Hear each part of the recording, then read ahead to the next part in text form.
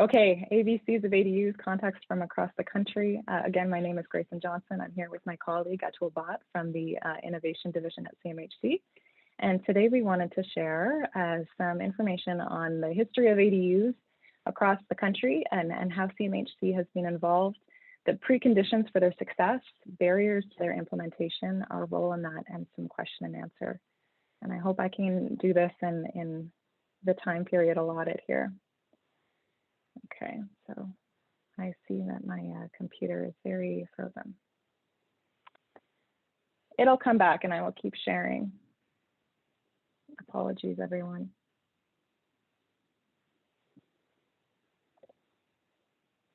So the history of CMHC and the ADUs is actually a pretty old one. We've been studying this for a long time, and I'm new to CMHC, and it has been dangerous to have access to the library that CMHC has because there is just a depth of information available on all kinds of topics. And in the past, what has often been the focus for this kind of research is ADUs from the perspective of seniors housing. And I'm going to be speaking specifically about detached ADUs today. As was explained, there are some different types of ADUs, but if we're speaking about detached, the history has largely related to senior housing or barrier-free housing, and it has been an approach that was often focused on even temporary housing. So there was an expectation that the person living in the main house would be looking after someone in the garden suite or the ADU, and that home might actually need to be temporary and removed afterwards. And for many years, there's also been this focus on portable, manufactured, prefab housing. So it's interesting to see that we're still actually thinking about those things and trying to crack the nut of how can we put those technologies into service for this type of work. But back in 1987, 1988, there was actually a demo project, and it was part of this whole complete guide you can see from CMHC that had model codes and all kinds of information on how to implement this. And the outcome was great. You know, it was revealed that people thought it was a very satisfactory living arrangement. And perhaps because of that, as was also shared, many cities started to adopt their codes to be a little bit more flexible. It's still very new for the country, but as was shared, you know, our friends at ARPENT created this wonderful document, this report that's available for free online that goes over how people had changed their policies to enable ADUs, talks about the different limitations to implementation.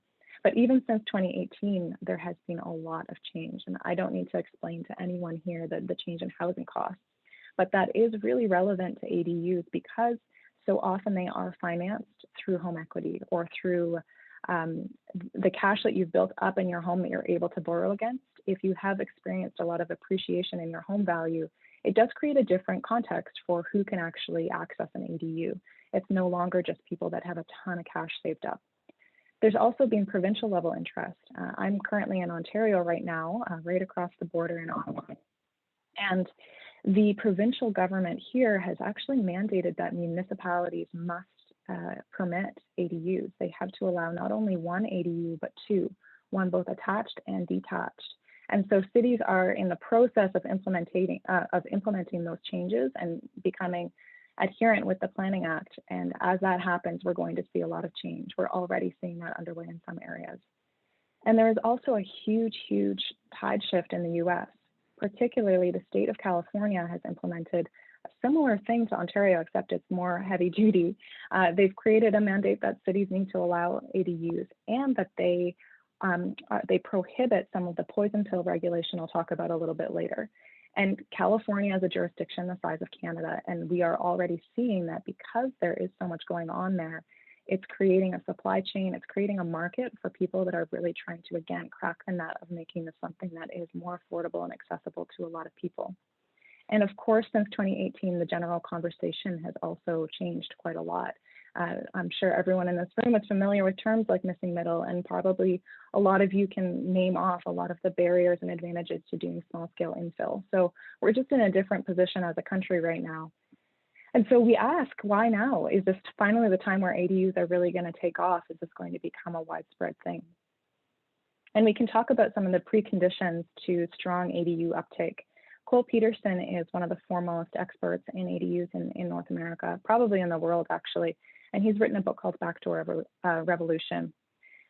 focused on detached ADUs, and he found that in order for there to be strong uptake, you really needed a city with 3 preconditions.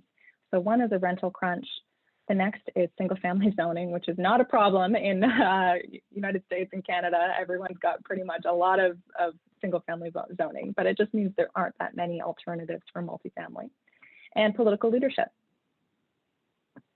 And we're actually seeing this too through CMHC, and just hot off the press, June 2021, our market insights team was doing some research on secondary units in Ontario. And this was largely focused on basement units because, again, these detached units have only legally been really available by right to a lot of places, but they found confirming information. It's municipalities with low vacancy rates. They have this rental crunch. They don't have that many other options for multifamily rentals. And they're most prevalent in older neighborhoods that are high demand for rents, where people want to live. They're close to amenities in downtown. And they found that in Toronto, almost 1 in 6 ground-oriented houses had an ADU. And again, this is largely basement apartments just due to the legality at the time.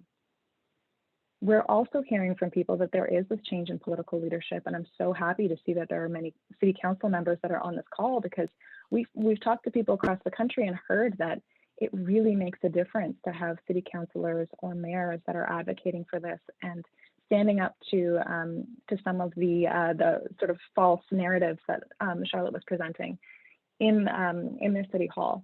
And there's also internal advocates that we're seeing in planning departments that are doing the best they can with very outdated code and trying to adapt it to current circumstances.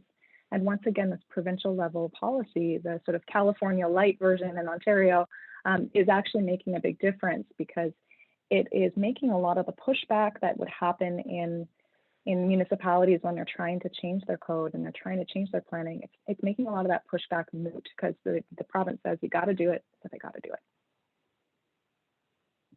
So what is actually stopping ADUs? Well, we're also learning about this by talking to people.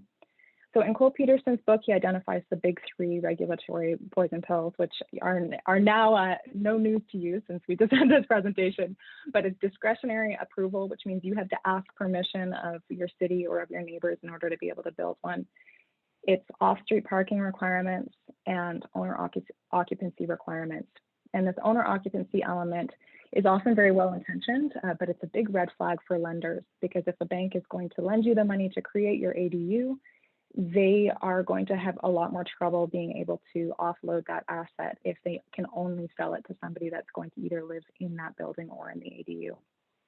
But there's more. There's also this devil in the details kind of stuff where you can have unworkable minimum and maximum sizes. Often the dimensions that you're forced to work within are leading to a situation where you can't really do good design. And of course, if you can't do good design, you're not going to end up with buildings that people want to replicate or they really want to live in. There are some exclusionary minimum sizes for lots and open space, which makes it only really possible in some places to build these in the suburbs, when what we've seen through our research is that the demand for them is actually in these close-in neighborhoods. Complications with your utility connections, depending on whether you're doing a direct connection or going through the main house, it can be very expensive. Sometimes there's fees involved in that. And of course, the process itself, how expensive or confusing it is for a homeowner to go through that is also difficult. And there are many cities that have actually, not many, but there are cities that have created a pretty good regulatory position for people that are looking to build ADUs, but there are more barriers that are beyond the regulatory. So you need to find a lender who really understands what you're talking about, and you need to be able to have enough cash in hand or home equity that you can borrow against to build one of these, because the cost is quite high since you're dealing with it in cash. It is low cost housing, but it's something that you need to figure out how to front it. And also, if you're in a really hot construction market, finding trades that are willing to do a small project like this may be difficult. If they don't actually specialize in this sort of thing already, and since it's early in the market, that's probably the case, they may not find it worth their time to do such a small project. And finally, having the confidence to do it, because it's not professional developers that are building ADUs, it's homeowners, it's your neighbors, and they're going through this the first time. They don't get the reps. It's, they've got one house, they got one shot to do it. And so we've been talking to homeowners and figuring out what they're going through. And so partnering with Accenture, they went in and did some research with aspiring or existing laneway home developers in Toronto, and they found some themes that came out of that. And one of the big ones was that homeowners are struggling with a lack of a source of truth. They're being bounced around from different people that are telling them what they can and can't do, and they can't seem to get a straight answer on, am I allowed to build this? How long is it going to take, and how much is it going to cost? And of course, when you have a lot of money in the process, that's a really scary risk to take on. And so a lot of times people would turn this almost into a full-time job just to make sure that it gets done right. They feel like they need to take it in their own hands because there's no one else that they can turn to. So they become their own general contractor. And because of that, having previous experience in real estate or construction is really advantageous for people. You need to be able to have a team of your designer, your builder, a planner, a lender, a strong team that can help you get it done. And you may be asking yourself after all of that, why do people even bother doing this? Like, how is it worth it for people if it is expensive and it's this uncertain thing? And what we see is that it's not just financial for people. Really, this is about people who need to create some kind of flexibility for themselves in their space, or they want to provide a home for somebody that they love. And that's something that we can really get behind, is people doing what they can, being creative, using their resources to answer the needs of their community and build things for people that they love. And so our role in this has really been to try and understand what are the barriers and help work with local communities to be able to find solutions that are going to meet their local needs, because everywhere is in a different stage of the journey with this, and every community is different. And so I think I can pause there for question and answer for maybe both of us, and I'll just leave my contact information on the screen.